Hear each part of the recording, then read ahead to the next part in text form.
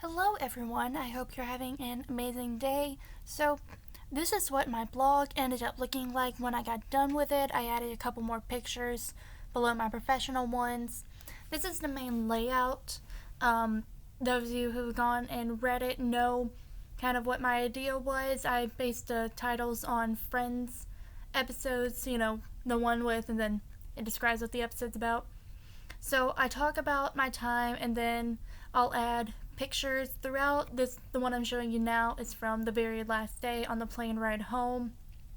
And then I went in and added stories I did when I got back home, so when you get a chance, go and watch those because I'm very proud of them. I work for Trojan Vision News, so it is on Trojan Vision YouTube, so you can go watch that. Then let me get this pulled up. So my final thoughts altogether. In Dublin, you can see I kind of summed it up. It was a great mix of old meets new. A lot of us described a lot of it as Atlanta. Most of the more modern architecture reminded us a lot of Atlanta, where we had come from on the way in. But it did have some good old architecture in there, which is really cool.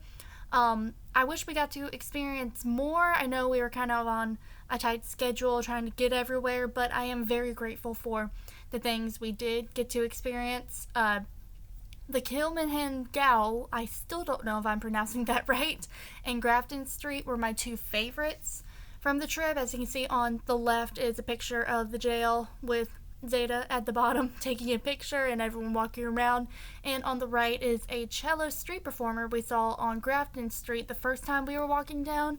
It's just really cool to see all the tourists and locals walking around, seeing all the businesses that a lot of them we see back at home, so it was really interesting to see their take on it.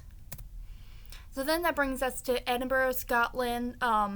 I will admit the plane ride was a little rough for me on the way there, but I got to rest for a bit and then we made it. So Edinburgh in general was my favorite stop for the entire trip. Between the architecture and the people, it was just amazing. Emily, our tour guide was absolutely incredible, so I'm so glad we got to have her. If you weren't in her group, you missed out because she was so much fun. It felt like Europe. Like, walking into Edinburgh is what I thought Europe in general would look like.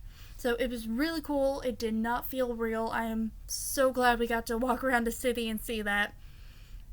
And the fact that we had to cross an entire bridge just to be able to see more modern architecture, more modern things was incredible to me. It's amazing how the original architecture has held up over all these years. So my favorite thing is Arthur's Seat. In the picture, you can see me reading a book while we were just sitting in the grass, just resting for a bit. Thank you, Jamia and Sophia, for the pictures from that. I am very grateful.